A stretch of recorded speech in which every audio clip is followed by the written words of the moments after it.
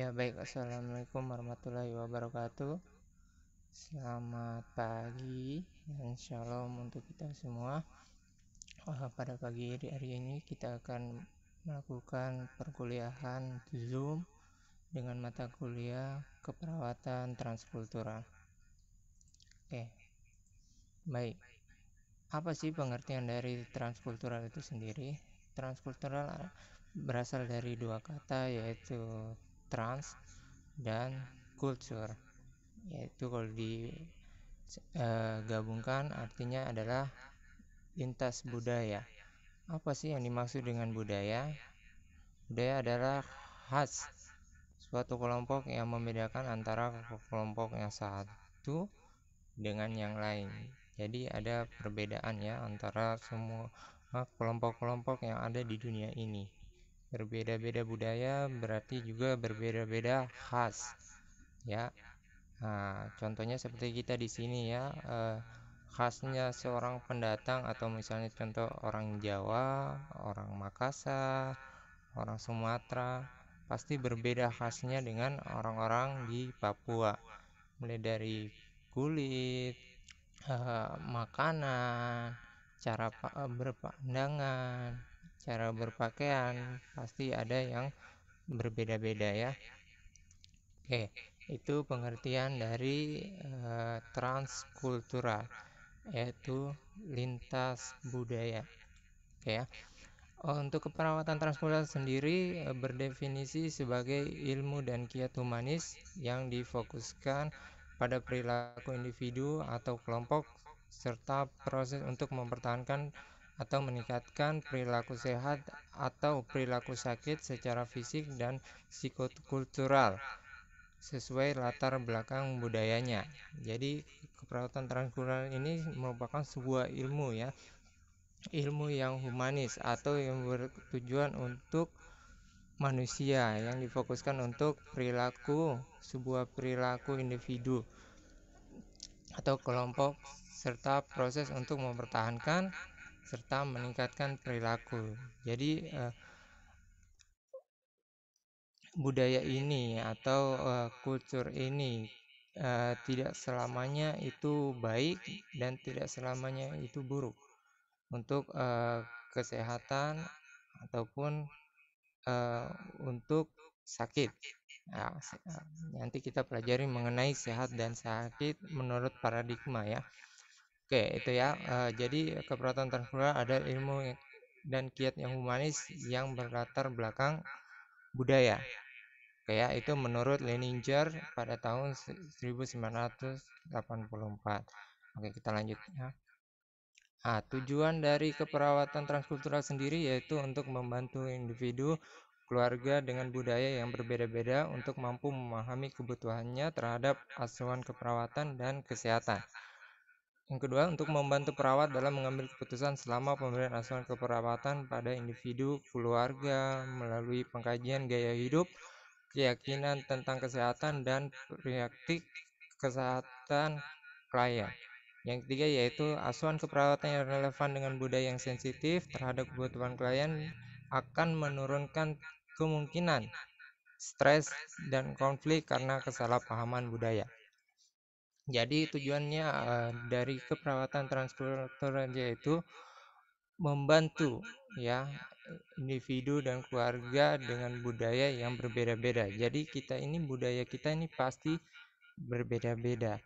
Contoh misalnya saya seorang suku Jawa bekerja di rumah sakit sebagai perawat di IGD ya, instalasi gawat darurat. Nah, terus tiba-tiba yang datang ini yang sakit adalah orang Papua. Ya, orang Papua dengan budaya yang berbeda ya. Karena cara pandang kesehatan suatu budaya itu pasti berbeda-beda. Ya, mungkinkah ada budaya yang contoh seperti saat sakit kuku tangan tidak boleh dipotong. Nah, ada juga yang saat ibu hamil itu tidak boleh makan ikan atau daging-dagingan. Nah, itu kan menurut kesehatan tidak baik ya, karena ibu hamil itu membutuhkan protein yang baik untuk kesehatan janinnya, untuk perkembangan tumbuh kembang janinnya ya. Jadi memerlukan protein sebagai nutrisi. Nah, itu karena perbedaan budaya, makanya adanya keperawatan transkultural untuk menyatukan agar tidak terjadi konflik-konflik atau kesalahpahaman budaya ya, dan juga untuk membantu perawat dalam mengambil keputusan selama pemberian asuhan keperawatan. Jadi seorang perawat itu perlu untuk tahu budaya dari masing-masing eh, suku ya. Bukan berarti kalian harus tahu semuanya. Nah, tapi bila misalnya contoh suku yang berdomisili contohnya suku Me ya. Nah, jadi kita perlu mengetahui dulu budaya-budaya apa saja yang ada pada suku Me ya. Jadi kita tidak salah-salah dalam pemberian asuhan keperawatan dan juga tidak terjadinya konflik karena kesalahpahaman budaya. Karena budaya ini ada yang sensitif ya, walaupun di zaman modern sekarang budaya tidak terlalu menjadi patokan kita untuk memberi asuhan ya.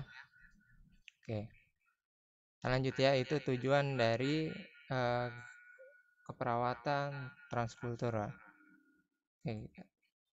Oke, unsur budaya.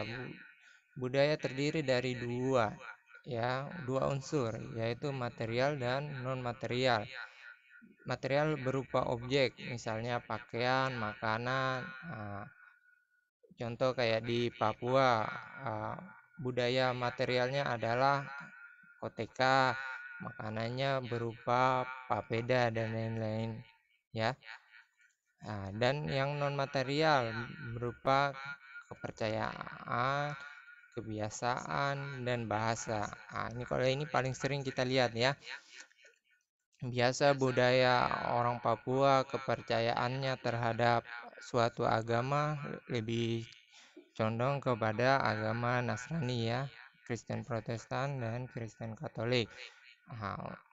Untuk kebiasaan sendiri kan kita sudah pernah terbiasa ya, sudah terbiasa dengan kebiasaan-kebiasaan orang asli Papua.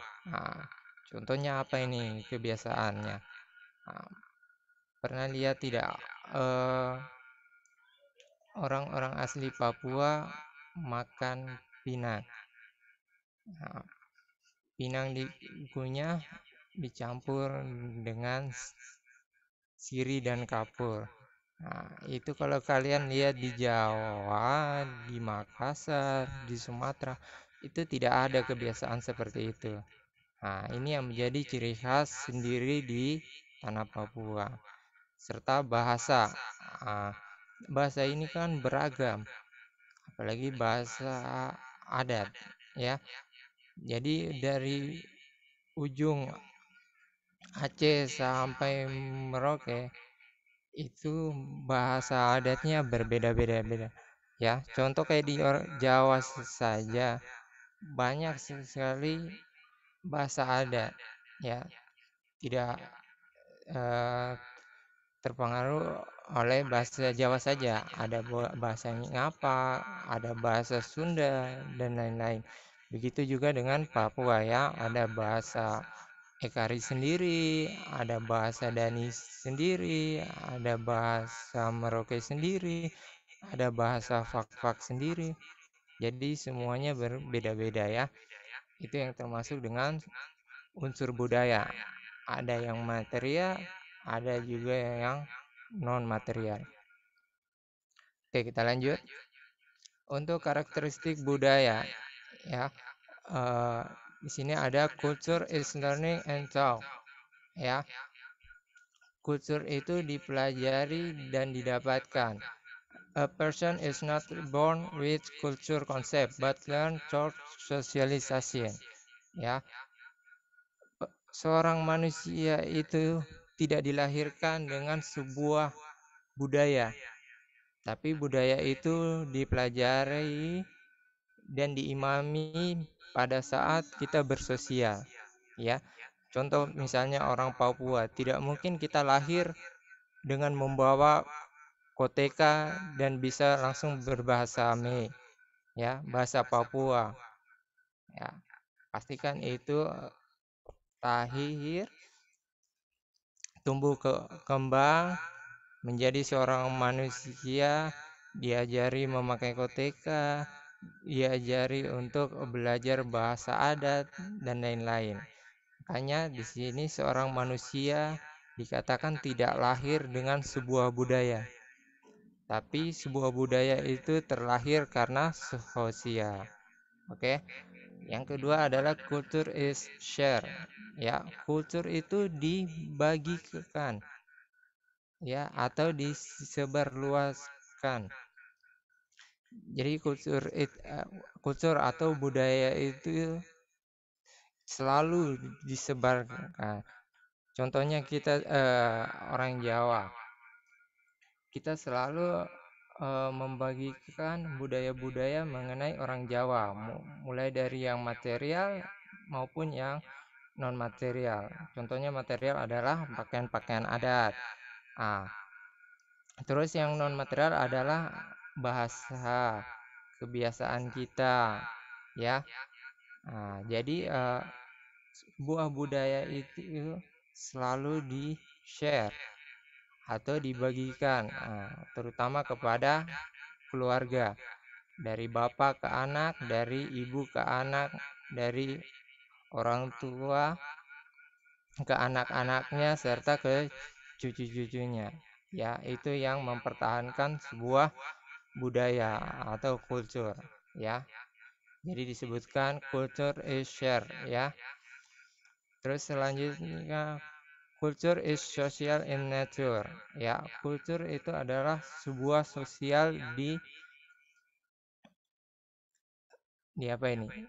Di culture is social in nature. Jadi culture itu bersosial secara natural, tidak dipaksakan. Ya, contohnya kita orang Papua tidak pernah dipaksakan untuk makan pinak, tidak pernah dipaksakan untuk memakai koteka dan lain-lain, ya. Tapi itu natural dari sosialisasi kita. Contoh misalnya di sekeliling kita ini makan pinang, jadi otomatis lama-kelamaan kita akan terpengaruh untuk mengkonsumsi pinang juga. Nah, itu masih dalam tahapan baik. Ada beberapa budaya-budaya yang kurang bagus. Contohnya seperti minum-minuman beralkohol ataupun merokok. Ya, jadi kalau sekeliling kita merokok terus kita bergumul terus di situ, lama-kelamaan pasti kita akan mencoba untuk merokok. Ya, sama halnya dengan minum-minuman beralkohol. Kalau kita sering berkumpul sama orang-orang yang sering minum minuman alkohol, entah itu impor maupun lokal di sini, pasti lama-kelamaan kita pasti ikut juga minum-minum. Ya, jadi itu yang dinamakan culture is social in nature, ya. Oke, selanjutnya culture is dynamic, adaptif, dan ever changing. Jadi culture itu bersifat dinamis, ya, selalu beradaptasi dan selalu berubah-ubah. Culture itu tidak sama seperti budaya itu tidak pernah sama, ya. Walaupun ada yang dipertahankan, tapi ada juga yang berubah seiring waktu, ya. Contohnya dulu orang Papua hanya memakai koteka. Di zaman-zaman dahulu itu orang Papua selalu memakai koteka dan memakan umbi-umbian, ya. Namun sering berkembangnya zaman, nah itu kan budaya-budaya ini ada yang sudah berubah, apalagi yang tumbuh di bagian-bagian perkotaan, ya, yang banyak penduduknya. Nah, ini kan sudah banyak yang dari lahir pun jarang memakai koteka. Sudah memakai baju dan celana, ya. Begitu juga dengan budaya-budaya memakan pinang. Ada beberapa orang yang menganggap pinang ini tidak baik untuk gigi, Walaupun sebenarnya ada juga penelitian yang mengatakan bahwa pinang ini bagus untuk ketahanan gigi kita. Nah, tapi ada juga penelitian yang mengatakan itu buruk. Nah, jadi masih merupakan dilema dalam hal budaya. Oke ya. Ini yang dinamakan kultur is dynamic ya, dinamis ya, dan selalu beradaptasi dengan zaman dan selalu berubah-ubah. Oke, ini ya karakteristik budaya. Oke, kita lanjut. Budaya menggambarkan seorang mempersepsikan sesuatu, bertingkah laku, dan menilai sesuatu yang ada di sekitar mereka. Budaya menentukan perilaku kesehatan seseorang. Untuk memberikan asuhan keperawatan tepat dan kualitas pada keluarga, perawat harus memahami budaya keluarga. Nah, ini yang saya katakan tadi. Untuk memberikan asuhan keperawatan yang tepat dan berkualitas pada keluarga atau kepada klien, perawat harus memahami budaya dari keluarga. Kayak tadi ya. Contohnya ibu hamil datang dengan keluhan nutrisi kurang dari kebutuhan. Nah, ini kita tanyakan lagi kepada keluarganya, kenapa bisa nutrisinya kurang dari kebutuhannya, atau kenapa bisa dia ini drop ya, nutrisinya kurang. Nah, kita harus gali kepada si klien atau keluarganya. Mungkinkah di keluarganya mengimami bahwa budayanya itu adalah seorang ibu hamil itu dilarang untuk mengkonsumsi protein atau ikan ataupun daging-dagingan ataupun ayam. Nah, ini kan sesuatu hal yang salah. Makanya di sini kita harus membenarkan agar tidak terjadi konflik. Ya. Jadi budaya dan kesehatan itu harus selaras. Ya. Yang saya katakan tadi bahwa budaya itu kan dinamis ya, selalu beradaptasi dan selalu berubah-ubah. Jadi budaya itu bisa berubah. Kalau misalnya budaya itu tidak selalu benar, ya ada juga budaya yang salah, tapi ada juga budaya-budaya yang baik. Contohnya seperti mengkonsumsi madu. Nah, itu kan khasiat madu sangat luar biasa ya. Nah, oke, hati-hati dengan etnosentris dan stereotip ya. Hati-hati dengan perkataan-perkataan buruk mengenai sebuah budaya atau sebuah khas dari sebuah suku di Indonesia. Nah, jangan sampai kita melakukan hal-hal yang dianggap sebuah suku itu dilarang ya. Jadi kita selama melakukan pengkajian harus digali ya, harus digali dalam, tidak hanya pada, karena kita kan merawat tidak hanya bagian bionya saja ya, bio. Kita merawat adalah bio, psikososial, dan spiritual. Nah, keperawatan transkultural ini berada pada yang sosial. Jadi kita harus pelajari mengenai sosialnya sebuah keluarga atau tidak klien atau pasien. Ya. Oke, kita lanjut. Ini Indonesia ya. Indonesia adalah negara kepulauan, terdiri dari 13.000 pulau dan kepulauan. Terdiri dari 250 lebih suku bangsa dengan budaya yang berbeda-beda. Ya, 250 ya, luar biasa sekali. Keluarga merupakan kelompok kecil yang menyusun sistem kesukuan. Tiap keluarga memiliki budaya masing-masing. Ya, jadi zaman sekarang ini budaya itu tidak berkembang lagi melalui suku, tapi ada unit terkecilnya, yaitu apa? Sebuah keluarga ya. Jadi suku ini sudah banyak yang ditinggalkan.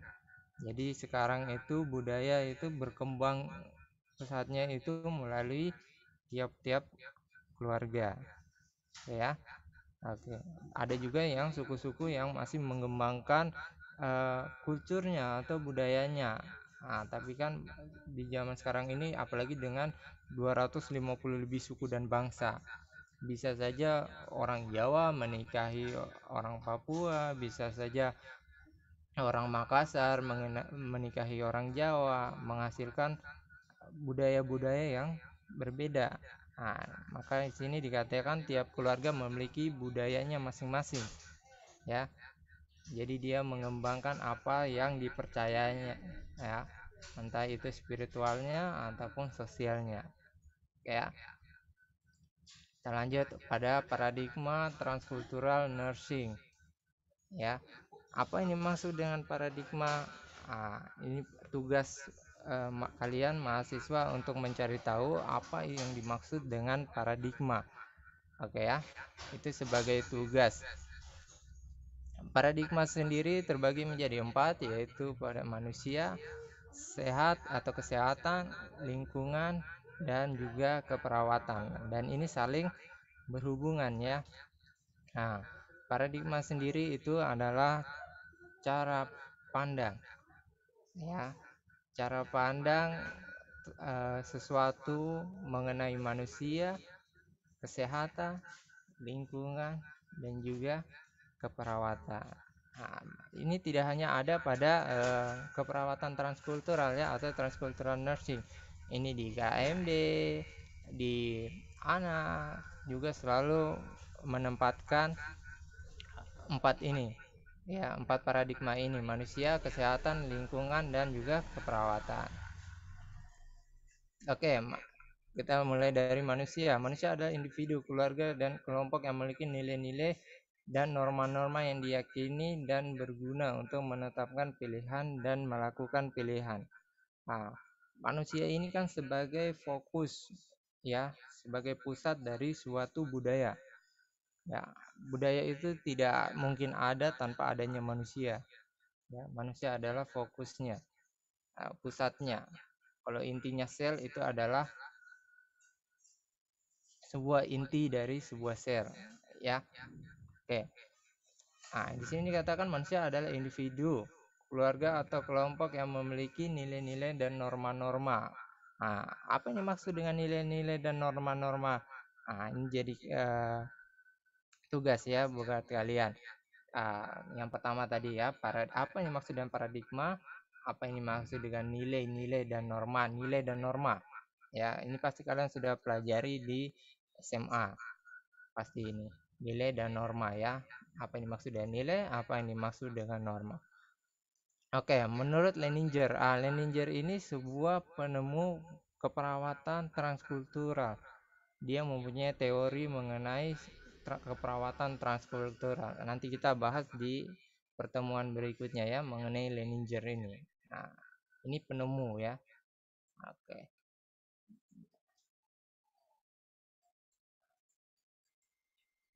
Oke, bentar ya. Oke, menurut Leninger, manusia memiliki kecenderungan untuk mempertahankan budayanya pada setiap saat dimanapun dia berada. Ya, benar ya, manusia itu memiliki kecenderungan untuk mempertahankan budayanya pada setiap saat dimanapun dia berada. Contoh yang paling banyak ini adalah apa? Adalah sebuah nama. Budaya yang paling terkecil termasuk dalam non material. Jadi contohnya sebuah marga Kogoya. Ya, nanti dia misalnya kalau Kogoya ini seorang pria, dia punya anak. Ya, pasti akan diturunkan marga Kogoyanya pada anaknya. Nah, ini sebuah budaya. Nah, dan seorang manusia pasti ingin mempertahankan budayanya. Jadi dia akan mengatakan pada anaknya, kalau anaknya itu laki-laki, nanti suatu saat kamu menikah, nanti kamu akan menurunkan marga tersebut atau nama tersebut. Ya, jadi kalian sudah pernah dengar marga-marga seperti Kogoya, seperti Iyai, Pijai. Nah, itu sebuah budaya juga, sebuah kultur yang non material.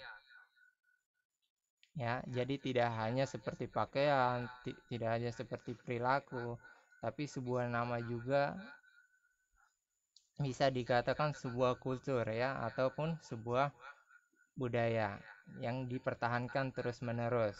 Walaupun suatu saat pasti akan berubah. Contohnya dia memiliki anak perempuan, menikah dengan seorang laki-laki, jelas nanti keturunannya pasti sudah berubah marganya pasti tidak sama lagi. Tapi dinamakan manusia pasti memiliki kecenderungan untuk selalu mempertahankan budayanya. Oke ya, sampai sini paham ya. Oke, kita lanjut pada paradigma sehat atau kesehatan. Nah, kesehatan adalah keseluruhan aktivitas yang dimiliki klien dalam mengisi kehidupannya terletak pada rentang sehat dan sakit. Ya, kita ini mempunyai rentang ya antara sehat dan sakit dan selalu beradaptasi di sekitar sini ya, sekitar rentang sehat dan sakit. Nah, dan juga kita tidak bisa memastikan apakah kita sudah sehat maksimal ataukah kita jatuh pada sakit yang paling parah ya. Oke, selanjutnya kesehatan merupakan suatu keyakinan, nilai. Ya, ini tadi ya yang saya suruh cari ya. Nilai, kata nilai dan norma. Nilai pola kegiatan dalam konteks budaya yang digunakan untuk menjaga dan memelihara keadaan seimbang sehat yang dapat diobservasi dalam aktivitas sehari-hari. Ya, kesehatan juga merupakan suatu keyakinan. Ya, jadi sehat itu tidak hanya kita bekerja secara komputerisasi, ya, tapi juga sebuah keyakinan, ada nilainya, ada pola kegiatannya dalam konteks budaya yang digunakan ya. Oke, ya, contohnya apa? Suatu keyakinan bahwa nilai normal dari suatu, contohnya ya, nilai normal dari suatu atau pengukuran tekanan darah. Nah, ini kita meyakini bahwa rentang normalnya adalah sekitar 80 sampai 120. Itu yang kita yakini dan itulah yang sudah terbukti. Jadi keyakinan ini sudah terbukti melalui penelitian-penelitian ya, tidak hanya diyakini semata. Oke, dan juga mempunyai nilai ya, ada range rentang normal. Ya, jadi sehat itu tidak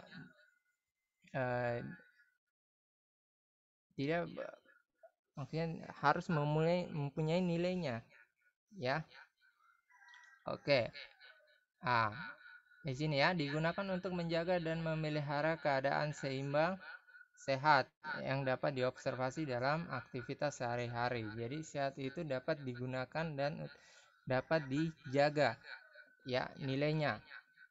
Contohnya apa? Tadi itu rentang normal tekanan darah. Itu kan bisa dijaga dan bisa dipelihara dengan cara apa? Dengan cara pola perilakunya, aktivitasnya, konsumsi obatnya dan lain-lainnya. Nah, contohnya kayak gula darah juga, pola makannya, aktivitasnya, olahraganya dan lain-lainnya yang dapat diobservasi dalam aktivitas sehari-hari. Nah, itu termasuk kesehatannya yang merupakan suatu keyakinan atau sebuah budaya juga, kultur ya. Klien dan perawat mempunyai tujuan yang sama, yaitu ingin mempertahankan keadaan sehat dalam rentang sehat sakit yang adaptif. Nah, ini yang saya katakan tadi, bahwa kita dalam rentang sehat dan sakit ya. Jadi kita antara itu saja, sehat dan sakit. Kita dinilai mana ini? Ataukah kita mau menurun ke arah yang sakit ataukah kita meningkat dari sakit ke arah yang sehat? Jadi klien dan perawat kita punya tujuan juga adalah sama, untuk mempertahankan keadaan sehat ya. Jadi kita contohnya klien itu dalam tahap rentang sehat. Nah, bukan berarti tujuan kita sudah tercapai ya, tujuannya berbeda ya. Contohnya kayak klien itu jatuh dalam keadaan sakit, tujuan kita adalah meningkatkan agar dia ke dalam tahap yang sehat, rentang yang sehat. Nah, dan juga sebaliknya, misalnya contohnya dia dalam keadaan sehat, bukan berarti kita selesai tujuan kita. Ada lagi tujuan kita, yaitu apa? Mempertahankan keadaan sehatnya ya. Jadi sehat itu harus selalu dipertahankan oleh seorang perawat ya. Bukan berarti dia sehat lalu sudah bisa seenaknya lagi ya, tidak mempertahankan kesehatannya ya. Itulah tugas perawat, yaitu apa? Mengedukasi memberikan pendidikan kesehatan agar seorang klien itu dapat menjaga kesehatannya, ya. Oke, itu menurut Andre and Boyle ya pada tahun 1995. Oke, lingkungan. Lingkungan didefinisikan sebagai keseluruhan fenomena yang mempengaruhi perkembangan, kepercayaan, dan perilaku klien. Lingkungan dipandang sebagai suatu totalitas hidup di mana klien dengan budayanya saling berinteraksi. Terdapat 3 bentuk lingkungan, yaitu fisik, sosial, dan simbolik. Ya, jadi lingkungan itu didefinisikan sebagai keseluruhan fenomena. Jadi sebuah budaya, kultur, dan lain-lain selalu bekerja di sebuah lingkungan, ya. Jadi ada lingkungannya. Sebuah budaya pasti bekerja dalam sebuah lingkungan. Tidak mungkin keluar dari sebuah lingkungan, ya. Contohnya tadi kita berkerumul di lingkungan yang orang-orang itu memakan pinang. Jadi otomatis kultur di situ sudah terbagi-bagi, sudah di-share. Jadi dijadikan sebagai budaya. Ya, jadi budaya itu bekerja pada lingkungan tersebut. Oke ya. Terus bentuk lingkungan itu terbagi jadi 3, yaitu fisik, sosial, dan simbolik. Nah, ini ada 3 bentuk lingkungan. Lingkungan fisik yaitu lingkungan alam atau lingkungan yang diciptakan oleh manusia, misalnya pegunungan, iklim, daerah pemukiman. Seperti contoh Indonesia, atau yang lebih kecil lagi Papua, atau lebih kecil lagi Nabire, atau lebih kecil lagi mungkin di daerah Oyehe, daerah Morgo, Sriwini. Nah, itu yang disebut dengan lingkungan fisik, ya, yang diciptakan oleh manusia berupa negara, daerah, ya, kota, desa, dan lain-lain. Ya, itu yang disebut dengan lingkungan fisik. Nah, terus selanjutnya lingkungan sosial, yaitu keseluruhan struktur sosial yang berhubungan dengan sosialisasi keluarga ataupun kelompok ke dalam masyarakat yang lebih luas. Ya, lingkungan sosial ini contohnya apa? Kayak perkumpulan-perkumpulan sebuah suku, ya. Sebuah suku, contoh saya suku Toraja, jadi ada perkumpulannya. Nah, orang-orang dari suku Toraja, atau tidak suku Jawa, atau tidak suku Papua. Nah, ini dimaksud dengan lingkungan sosial, ya. Keseluruhan struktur sosial yang berhubungan dengan sosialisasi keluarga atau kelompok ke dalam masyarakat yang lebih luas. Oke ya. Terus selanjutnya lingkungan simbolik, atau keseluruhan bentuk atau simbol yang membuat keluarga atau kelompok merasa bersatu. Misalnya pada musik, seni, riwayat hidup, bahasa, dan atribut yang digunakan. Nah, contohnya apa? Contoh terkecil adalah kayak kita di ruangan perkuliahan. Itu termasuk juga dengan lingkungan simbolik. Kita mempunyai tujuan yang sama, yaitu mengajar dan belajar. Nah, sama-sama memakai baju perkuliahan yang sama, yaitu baju putih-putih atau baju krom-krom, ya. Itu juga termasuk dalam lingkungan yang simbolik.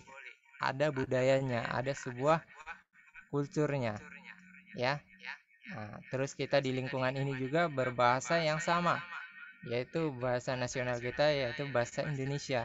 Nah, karena di lingkungan kampus kita ini dilarang sebenarnya untuk memakai bahasa adat.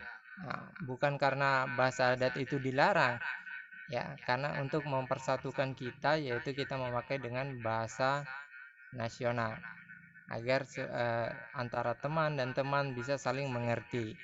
Nah, oke ya. Oke, itu ya, lingkungan terbagi menjadi 3 bentuk, yaitu lingkungan fisik, lingkungan sosial, dan lingkungan yang berbentuk simbolik. Oke, yang terakhir paradigma keperawatan, yaitu asuhan keperawatan adalah suatu proses atau rangkaian kegiatan pada praktik keperawatan yang diberikan kepada klien sesuai dengan latar belakang budayanya. Nah, asuhan keperawatan ditujukan memandirikan individu sesuai budaya klien. Ya, jadi asuhan keperawatan sendiri yaitu proses ya, proses kegiatan mulai dari pengkajian, diagnosa, intervensi, implementasi, dan juga evaluasi. Ada 5 tahap ya proses keperawatan atau yang disebut juga asuhan keperawatan, mulai dari pengkajian sampai evaluasi. Nah, dari keperawatan transkultural kita melatar belakangi pada budayanya. Nah, jadi kita memberikan asuhan keperawatan tidak boleh melupakan latar budayanya. Karena kan tadi saya sudah sampaikan kita merawat pasien itu bukan hanya bionya, tidak hanya psikonya, ya. Kita mau merawat klien dengan memperhatikan bio, psiko, sosial, dan juga spiritual. 4 ini ya. Nah, tujuannya asuhan keperawatan adalah memberikan individu sesuai dengan budayanya. Oke ya, jadi misalnya budayanya baik, kita berikan pendidikan mengenai kesehatan. Apakah benar budaya ini baik untuk kesehatan ataukah buruk untuk kesehatan? Nah, kalau buruk kita berikan penjelasan kenapa harus segera dihentikan budaya-budaya yang tidak baik. Kalau budaya-budaya yang baik, bagaimana kita berikan motivasi agar budaya itu terus dilakukan, ya. Nah, itulah tujuan dari keperawatan transkultural untuk memandirikan individu sesuai dengan budayanya. Oke ya, itu tadi ya paradigma mulai dari kesehatan, lingkungan, dan keperawatan ya. Ya, untuk strategi-strateginya, bentar ya.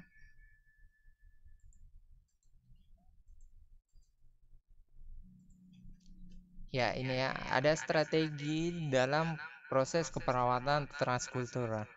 Strategi 1, 2, dan 3. Nah, strategi 1 yaitu perlindungan untuk mempertahankan budayanya. Oke, kita lanjut saja ya.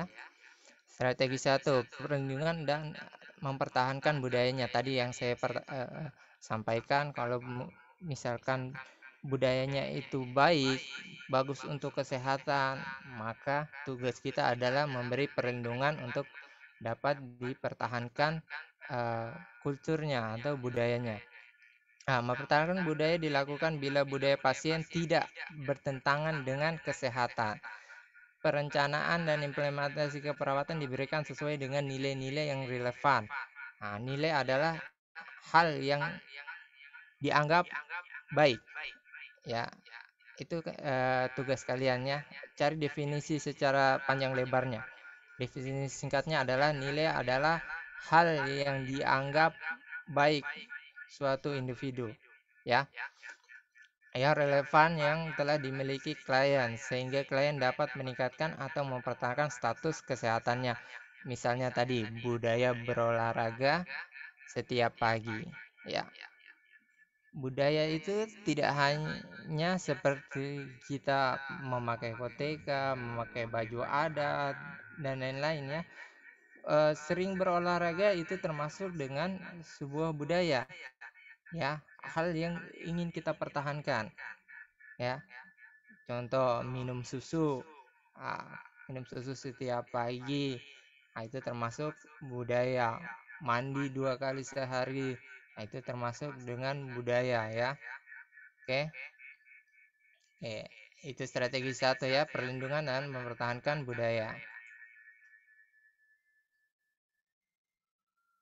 Oke, kita masuk ke strategi yang kedua.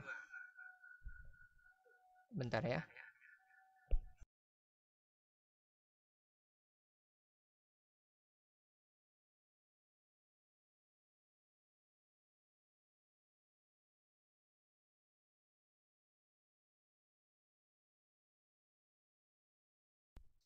Oke, kita masuk ke strategi yang kedua, yaitu mengakomodasi atau negosiasi sebuah budaya.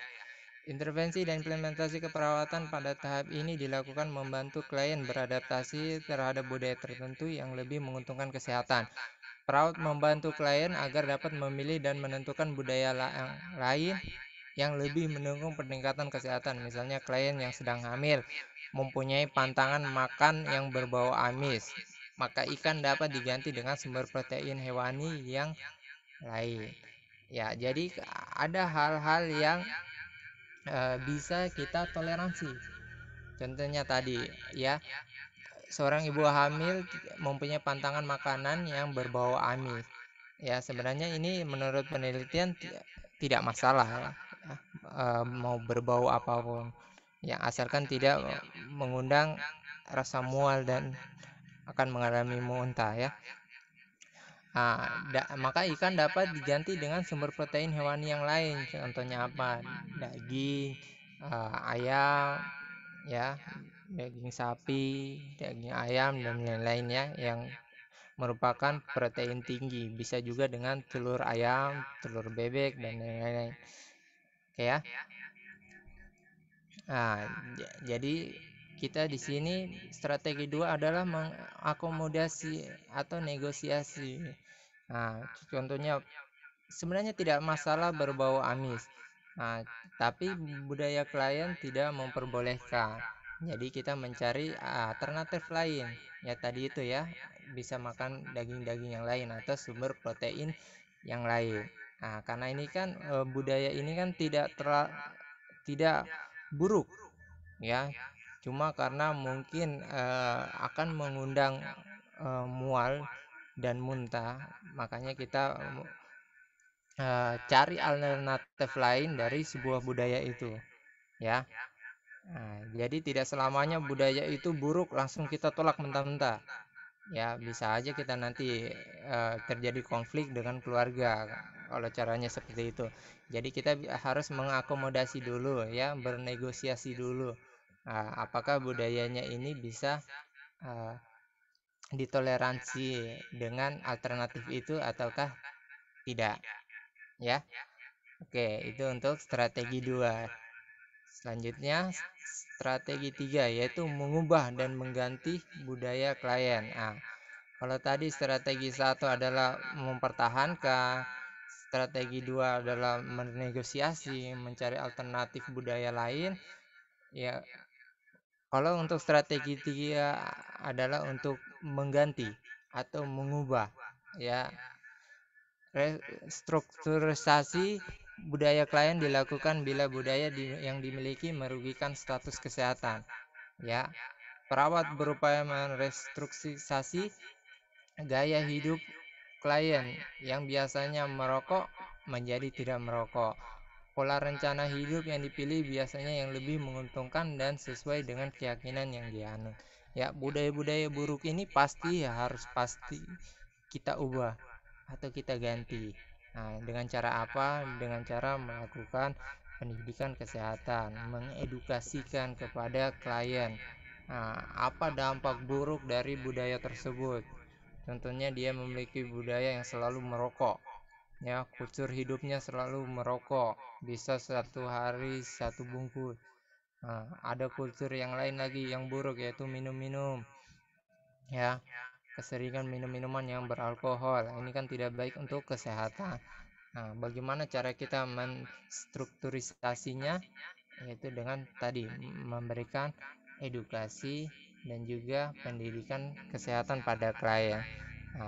Dengan cara apa? Dengan cara yang humanis ya. Jangan tiba-tiba langsung kita paksa, tidak boleh ya, kita marah-marah, tidak boleh ya.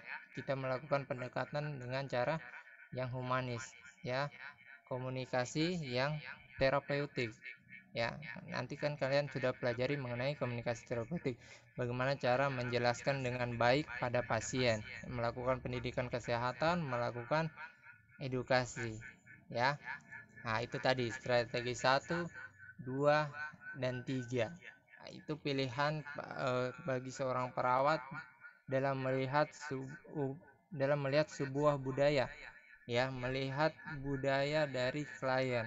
Apakah dia masuk pada strategi 1 yaitu dipertahankan, apakah masuk pada strategi 2 yaitu dinegosiasi, ditoleransi atau diberikan alternatif lain, ataukah dia masuk pada strategi 3 yaitu untuk mengganti budayanya karena dianggap tidak bagus untuk kesehatan. Oke. Oke, sekian ya untuk pertemuan kali ini. Ya, tadi tugasnya jangan dilupakan, yaitu eh, cari definisi lengkap mengenai sebuah paradigma, ya, meliputi tadi, ya,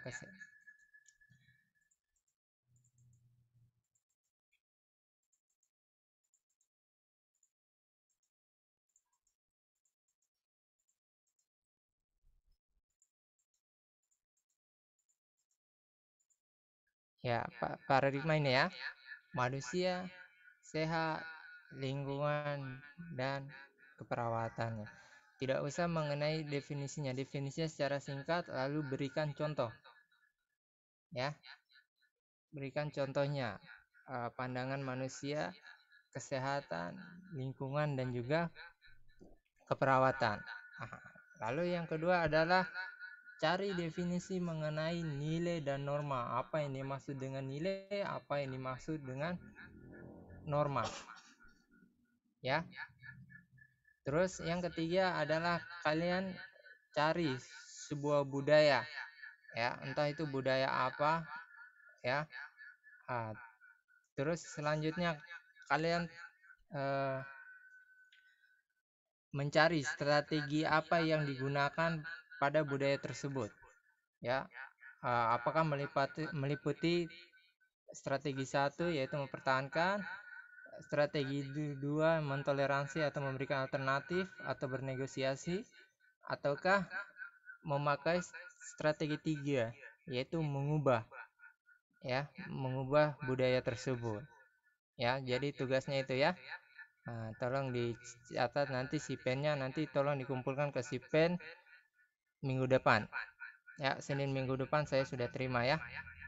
Oke, mungkin itu sekian untuk materi awal ya, keperawatan transkultural.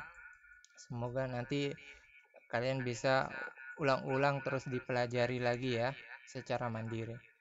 Oke, terima kasih mungkin untuk pagi hari ini. Terima kasih, sekian.